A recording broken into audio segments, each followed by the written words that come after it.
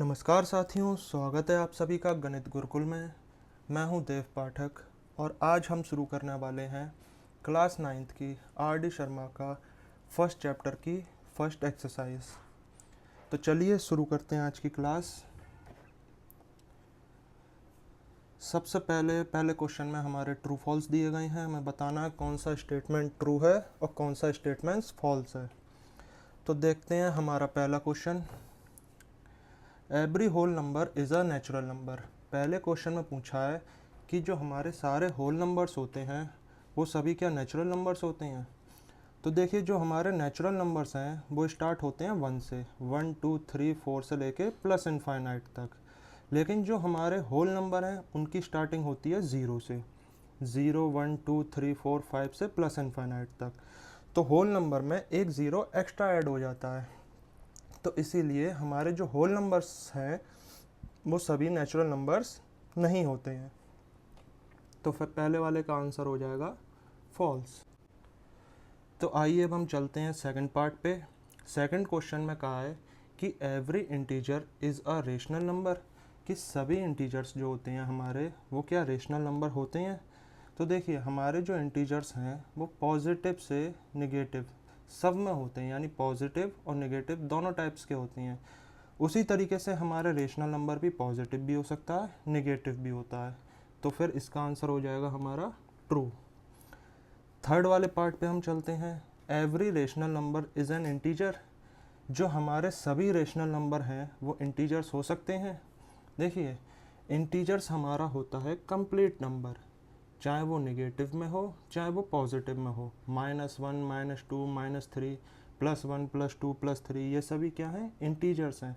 लेकिन जो हमारा रेशनल नंबर है वो डेसिमल में भी आ सकता है डिवाइड करने के बाद। मैंने प्रीवियस वीडियो में आपको बताया था कि जो रेशनल नंबर हैं वो डेसिमल में भी होते हैं। तो इसीलिए हमारे इस वाले पार्ट का आंसर हो जाएगा फॉल्स। चलते हैं हम अपने फोर्थ पार्ट पे। Every natural number is a whole number. Question number 4 में क्या है कि जो हमारे सारे नेचुरल नंबर्स होते हैं वो क्या होल नंबर्स होते हैं। तो देखिए, होल नंबर्स जो हैं वो स्टार्ट होते हैं 0 1 2 3 4 5 से लेके प्लस इनफाइनाइट तक। और जो हमारे नेचुरल नंबर हैं वो स्टार्ट होते हैं 1 2 3 4 5 से लेके प्लस इनफाइनाइट तक। यानी कि जो नेचुरल नंबर हैं वो सभी होल नंबर्स के अंदर आ रहे हैं। इसलिए इस वाले का आंसर हो जाएगा ट्रू। 5 वाले पार्ट में कहा है every integer is a whole number. जो हमारा हर एक इंटीजर होता है वो क्या होल नंबर के बराबर होते हैं, यानी जितने इंटीजर हैं उतने ही हमारे होल नंबर होते हैं। नहीं, हमारे जो होल नंबर हैं वो स्टार्ट होते हैं 0 से लेके प्लस इनफाइनाइट तक, 0 1 2 3 प्लस इनफाइनाइट। लेकिन जो इंटीजर्स होते हैं उनमें प्लस वाली वैल्यूज़ भी होती हैं और माइनस वाली वैल्यूज़ भी होती हैं। इसीलिए 5 वाले का आंसर हो जाएगा फॉल्स, क्योंकि नेगेटिव वैल्यू होल नंबर्स के अंदर आती नहीं है। इसीलिए 5 वाला फॉल्स हो जाएगा। 6 वाले में कहा है every rational number is a whole number. क्या हमारे हर एक रेशनल नंबर होल नंबर होते हैं? तो नहीं, क्योंकि रेशनल नंबर में डेसिमल वाले पार्ट्स भी होते हैं और रेशनल नंबर में नेगेटिव वाले पार्ट्स भी होते हैं जो कि होल नंबर्स के अंदर लाई नहीं करेंगे। इसलिए 6 वाले क्वेश्चन का आंसर हो जाएगा फॉल्स। चलिए, तो फिर अब हम चलते हैं अपने नेक्स्ट क्वेश्चन पे, जो कि है क्वेश्चन नंबर 2। इसमें कहा गया है is 0 is a rational number, can you right it in the form of P/Q where P and Q are integer and Q is not is equal to 0। Question number 2 में कहा है कि अगर 0 एक रेशनल नंबर है तो क्या आप उसे P/Q की फॉर्म में लिख सकते हैं। P और Q हमारे इंटीजर्स तो हो सकते हैं, लेकिन Q को आप 0 के बराबर नहीं लिखेंगे, यानी डिनोमिनेटर में 0 नहीं आना चाहिए। तो हमें 0 को रेशनल नंबर में बनाना है, ठीक है। तो हम न्यूमरेटर में अगर हम किसी भी डिजिट को 0 को किसी भी डिजिट से अगर हम डिवाइड करते हैं तो हमारा आंसर क्या आता है, 0। तो अगर हम 0/5 लिखते हैं तो ये एक रेशनल नंबर बन जाएगा। डिनोमिनेटर में हमारा 0 नहीं है और जब इसे डिवाइड करेंगे आप तो 0 आंसर आएगा। ऐसे ही कोई और डिजिट ले लीजिए, 0/3। जब आप इसे डिवाइड करेंगे तो भी आंसर क्या आएगा, 0। और 0/3 p/q की फॉर्म में भी है, q is not is equal to 0 भी हो गया और ये हमारा एक रेशनल नंबर भी बन गया। अगर हम 0 को किसी डिजिट से डिवाइड देते हैं तो हमारा 0 आता है, लेकिन अगर हमने किसी और डिजिट को डिवाइड दे दिया 0 से तो हमारा आंसर आता है इनफाइनाइट। इस चीज़ का ध्यान रखिएगा। चलिए अब हम चलते हैं अपने नेक्स्ट क्वेश्चन पे। यह है क्वेश्चन नंबर 3। इस क्वेश्चन में कहा है find 5 rational numbers between 1 and 2। 1 और 2 के बीच में हमें 5 रेशनल नंबर लिखने हैं। तो सबसे पहले तो हमें 1 और 2 को ही फ्रैक्शन में कन्वर्ट करना होगा। देखिए ये है 1, ये है 2। अगर मैं इस डिजिट में ऊपर नीचे 10/10 से मल्टीप्लाई कर दूं तो इसमें कोई फ़र्क पड़ेगा? नहीं पड़ेगा, क्योंकि हमारा रेशियो तो उतना ही आएगा जितना पहले था। तो जब 1 में 10/10 की मल्टीप्लाई करी तो ये हो गया 10/10।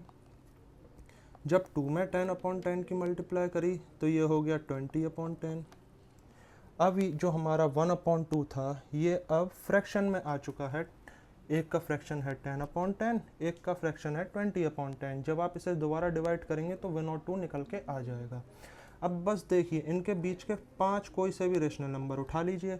डिनोमिनेटर दोनों के सेम होने चाहिए, न्यूमरेटर आप चेंज कर सकते हैं। जैसे 10/10 का अगला नंबर होता है 11/10, उसका अगला नंबर होता है 12/10, उसका अगला 13/10, उसका अगला 14/10, उसका अगला 15/10। बस 5 रेशनल नंबर हो गए इनके बीच के। आप आगे चाहें तो और भी लिख सकते हैं, लेकिन क्वेश्चन में 5 ही पूछे थे। ठीक है, तो ये रहा हमारा क्वेश्चन नंबर 3। अब हम चलते हैं अपने नेक्स्ट क्वेश्चन पे, जो कि है क्वेश्चन नंबर 4। इसमें भी सेम वही है, find 6 rational number between 3 and 4। 3 और 4 के बीच में हमें 6 रेशनल नंबर फाइंड आउट करने हैं। तो इसके लिए सबसे पहले हमें 3 और 4 को फ्रैक्शन में कन्वर्ट करना पड़ेगा।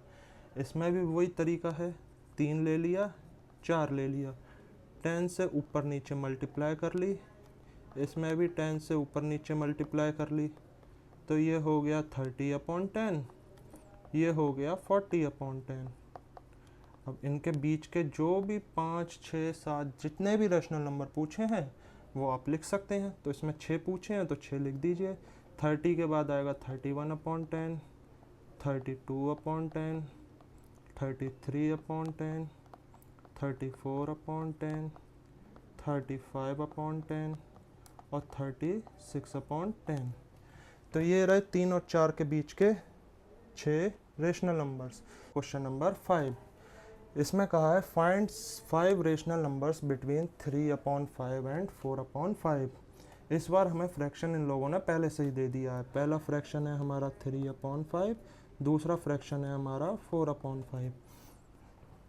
तो देखिए जब हमें फ्रैक्शन पहले से ही दिया होता है तब हम क्वेश्चन में देखते हैं कि हमसे कितने रेशनल नंबर्स निकालने हैं। यहाँ पे इन्होंने पूछा है 5 रेशनल नंबर, तो जितने भी रेशनल नंबर पूछे हों उसमें एक डिजिट बढ़ाकर मल्टीप्लाई कर देते हैं हम। जैसे कि यहाँ पे 5 रेशनल नंबर पूछे हैं तो 5 में एक डिजिट बढ़ाई जाएगी तो ये कितना हो जाएगा 6। तो इसमें भी 6 की मल्टीप्लाई, इसमें भी 6 की मल्टीप्लाई, तो 6 3 ज़ा 18, 5 6 ज़ा 30। इसी तरीके से इसमें भी 6 की मल्टीप्लाई, इसमें भी 6 की मल्टीप्लाई, 6 4 ज़ा 24, 5 6 ज़ा 30। बस अब इन दोनों के बीच के आप 5 रेशनल नंबर्स लिख दीजिए। जैसे 19/30, 20/30, 21/30, 22/30 और 23/30। तो ये रहे 5 रेशनल नंबर जो कि 3/5 और 4/5 के बीच में आते हैं। आप इन्हें अगर डिवाइड करेंगे तो इनकी वैल्यू 3/5 और 4/5 के बीच में ही आएगी। तो ये रही आज की हमारी क्लास। देखने के लिए बहुत बहुत धन्यवाद।